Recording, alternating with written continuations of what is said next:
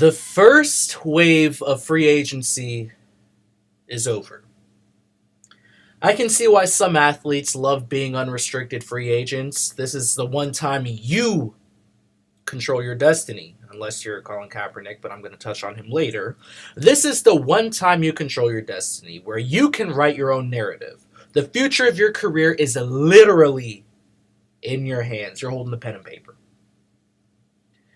And Kirk Cousins just added another interesting chapter to an otherwise interesting career.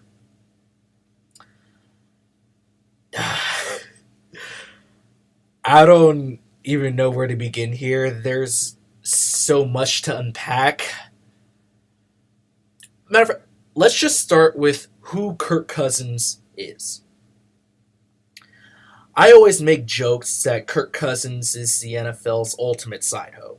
And it might sound ridiculous, it may sound inappropriate, but there is some merit to that statement. You know what's worse than a homewrecker? The man or woman who lets the home get wrecked. See, the action of the homewrecker is scummy, but they're pursuing some of the most basic human needs: love and affection. But on the flip side, the person who's letting the home get wrecked already has that in place. Dan Snyder had a home with RG3.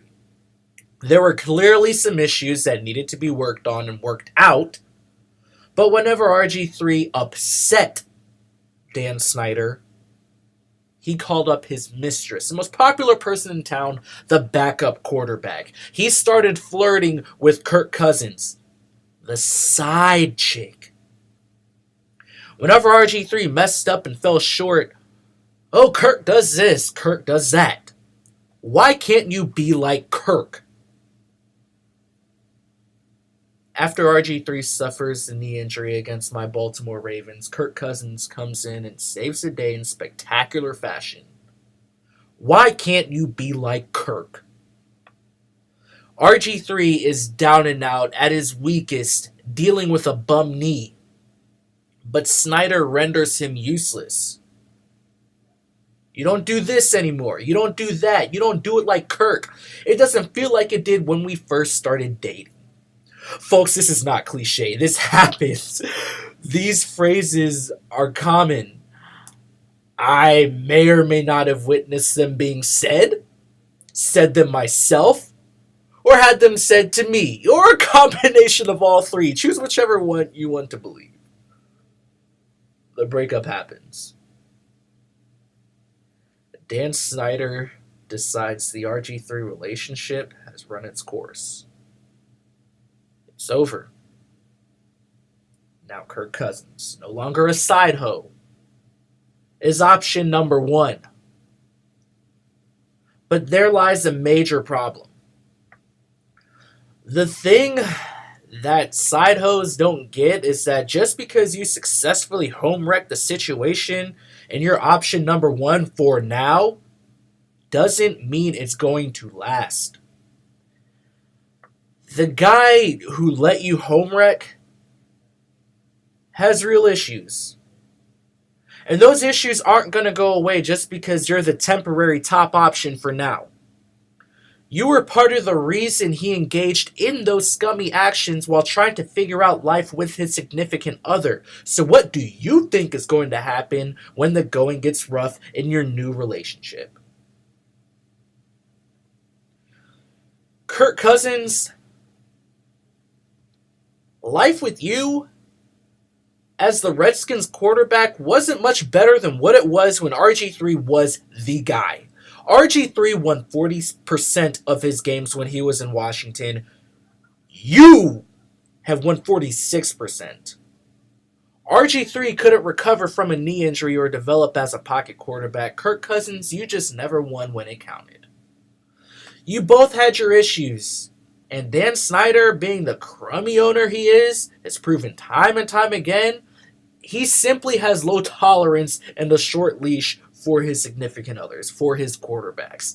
And I find it very ironic the guy brought in to replace you, Kirk Cousins, was the NFL's original side hoe, Alex Smith. Have fun and good luck in Washington, Alex. You're going to need it. Now, Kirk Cousins seems to have found a great, stable home in Minnesota. Good receivers, great young running backs, improved offensive line that only gave up 27 sacks last year, which was the 8th lowest in the league. Very good head coach and front office. A defense that absolutely packs a punch. This is the life Kirk Cousins wanted, and he's finally got it. Stable partner and a nice contract. Which, speaking of the contract, yeah, let's address that right now. People are making a big deal of this contract. I'm not. Kirk Cousins broke the bank. No, he didn't. Fully guaranteed contract, $86 million guaranteed over 3 years. So what? People act like this is groundbreaking, and in a way, I guess it is, because fully guaranteed contracts in football are rare. It never happens. I don't know. I don't know the history behind fully guaranteed contracts, but it hasn't happened in my lifetime. But compare it to the $87 million already guaranteed in Andrew Luck's contract and the $92 million guaranteed in Matthew Stafford's contract. 97, 87, or 92, 87, bigger than 86. Simple math. I haven't taken math in like 3 years. But I do know 92 and 87 is bigger than 86. Not to poo-poo on Kirk Cousins' parade, but yeah. Fully guaranteed contract is a nice headline, but he's still not making more than Stafford or Andrew Luck. Okay, what it took 7 minutes for me to get the backstory out of the way. Let's get on to the big picture. We got the contract out of the way, so let's wrap up this Kirk Cousins topic with my football opinion on what this means for the Vikings going forward. I like the move, but I kind of feel weird about it. You have a talented quarterback going to one of the 3 most talented teams in football, so yeah, it sounds good. Kirk Cousins is good for 4,000 yards, mid-20s in touchdowns, and over 63% completion, which is essentially what Case Keenum gave you last year, outside of the exuberant amount of yards. But it feels weird because, okay, last year in the playoffs, the problem for the Vikings was the moment got too big for Case Keenum. So you replace him with a guy who hasn't performed well in high-pressure situations as well. That's literally been the biggest knock on Kirk Cousins since he's been in the league. I don't know, it's just weird to me. It's clearly a two-division race, or a 2-team race in the division between the Vikings and the Packers, if Rodgers stays healthy. I don't believe in Mitch Trubisky, and the Bears overall are just trash. Damn it. There's another team in the NFC North. Shit. Vikings, Packers, Bears. Who's the 4th team? All right, hold on. I'm taking a break, and I'm about to look this up. 1 minute.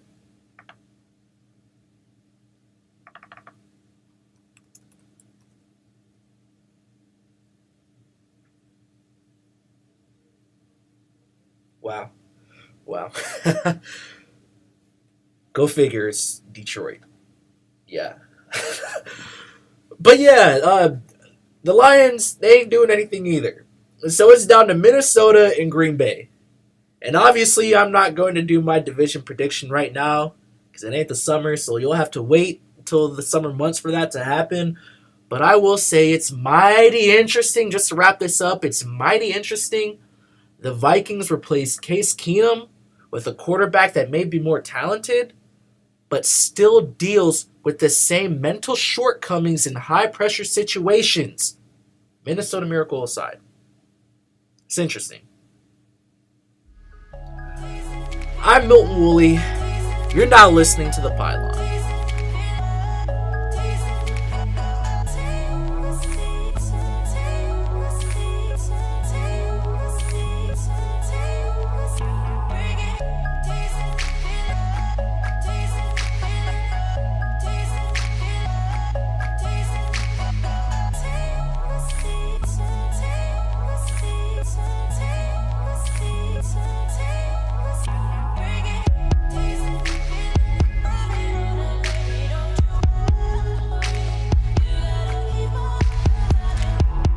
Oh, Cleveland. They needed this. With the historically bad football team not winning a game last year,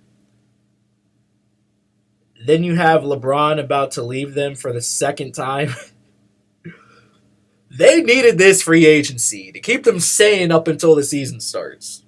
Especially with what's about to happen this summer with LeBron. I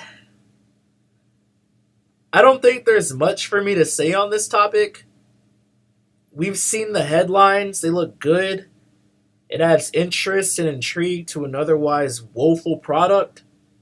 Good for them. Looks good on paper. Jarvis Landry, Carlos Hyde, Tyrod Taylor, Demarius Randall. Good. Number 1 overall pick. Good. I know Cleveland has been the most interesting team in free agency so far. So this opinion might be a little underwhelming. I'm not going to lie. I don't know what to say. And there's a reason for that. All Cleveland did was ensure that they won't go 0-16 this year. That's it.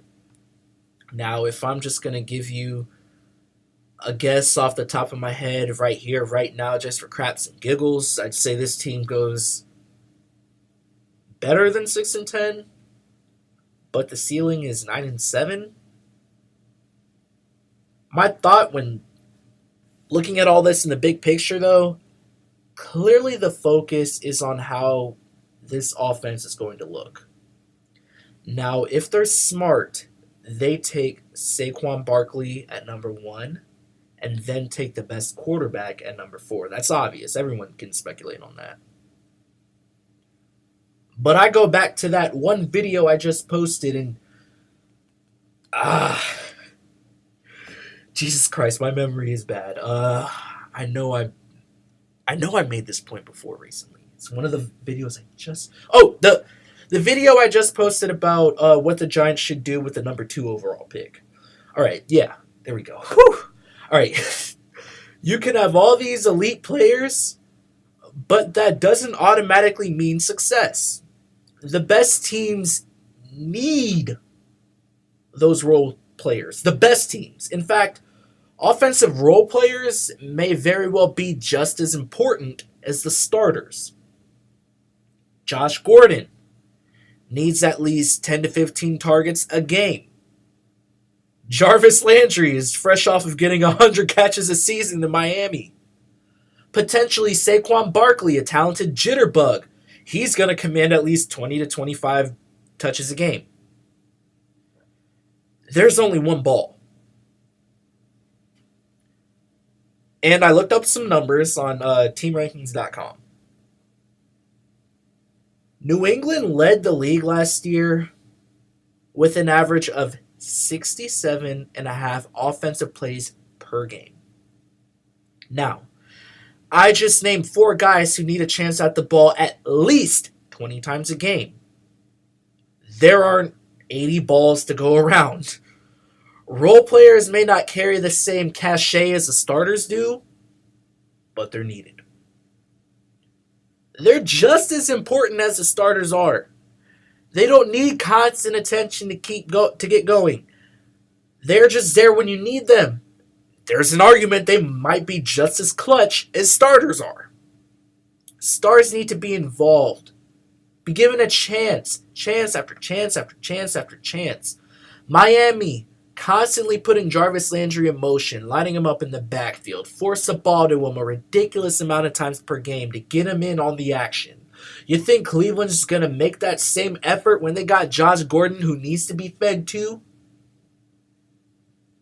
The most talented team in the league doesn't always win the Super Bowl. It's the team with the most depth, the team with the most layers, the team with the most chemistry. With these signings, Cleveland tipped the scales. They're no longer mediocre at every turn you make on their team, but they tip the scales to the point where they're top heavy as hell right now.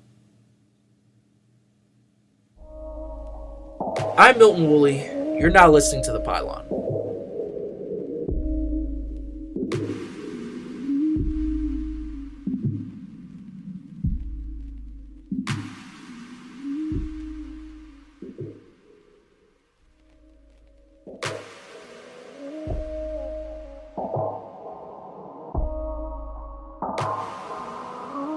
All right, so the big talkers are out of the way right now. Kirk Cousins in Cleveland. Those have been the biggest topics in free agency so far, in my opinion. I'm gonna do some quick hits at the end of the podcast to address some secondary signings or releases for this free agency period. But there is one more topic I want to dive into before that. This topic is something I've been going back and forth on the past few days, and maybe you guys, I'm being serious, you guys can help me gain some perspective on it.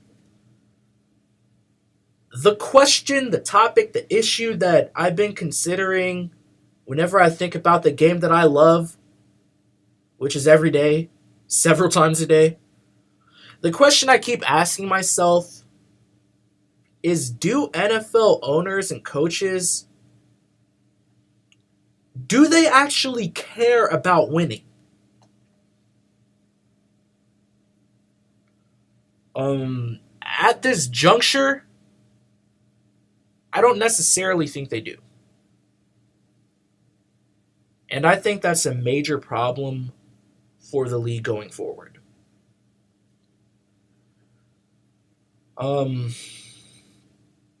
I feel like, and I'm aware this is an extreme case in comparison that would probably be years and years down the road, but I feel like they're running the risk of games becoming fixed.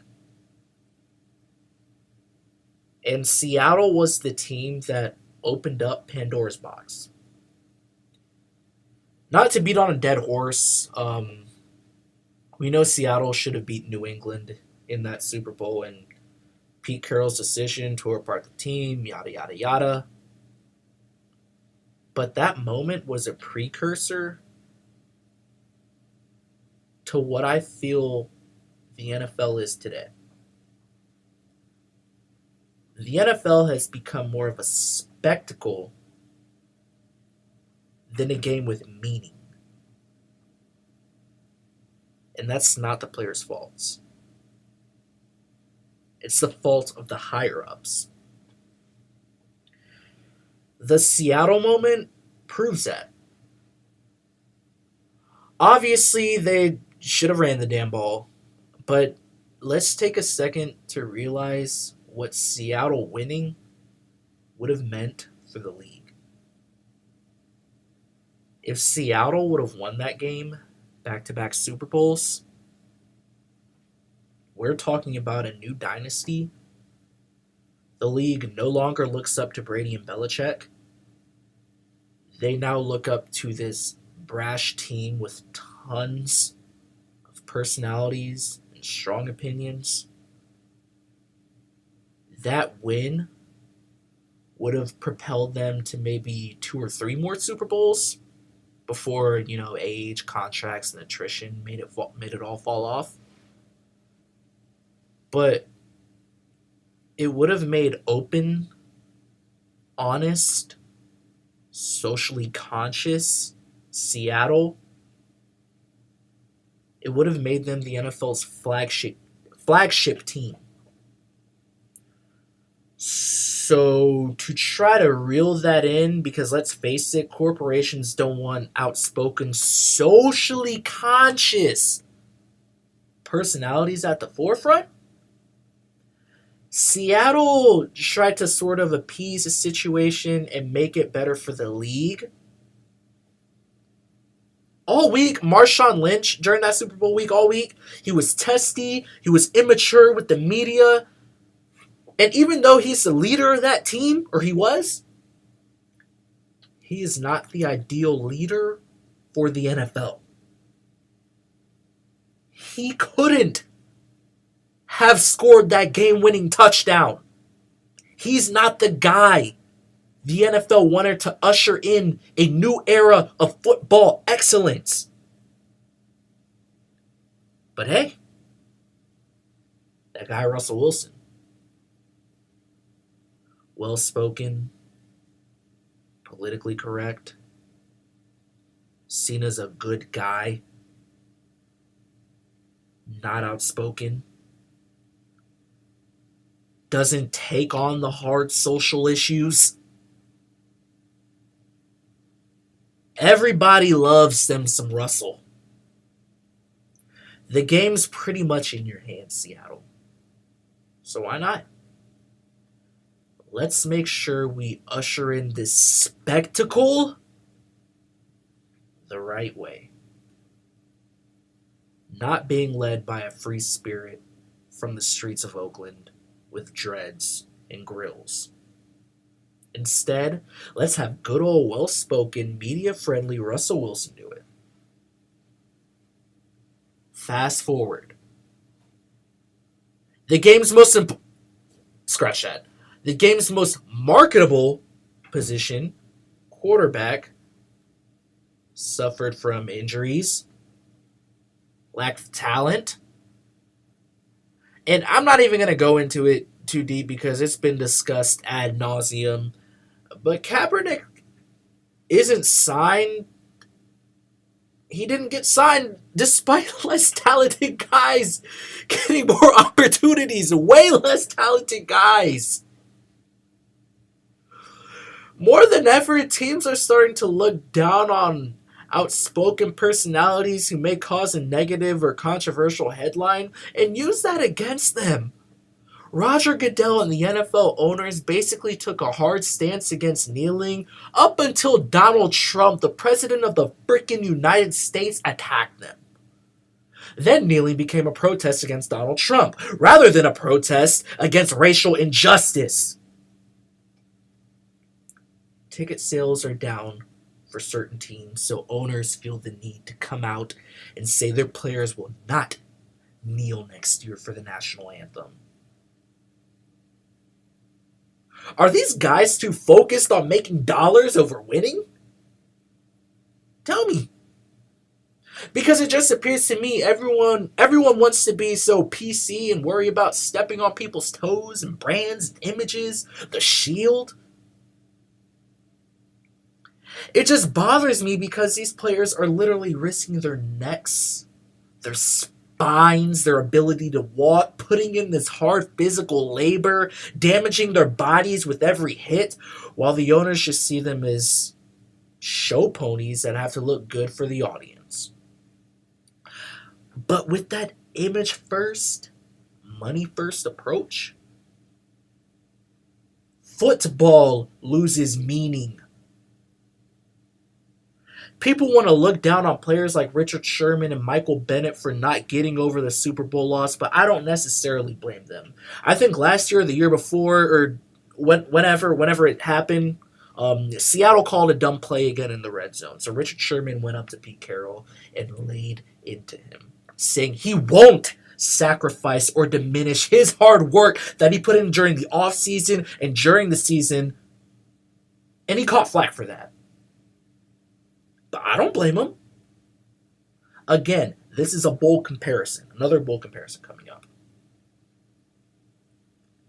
I feel like the people who don't put on the pads, trying to control the narratives and focusing on what the fans are, what the fans want, the fans think, they're running the risk of football becoming like boxing.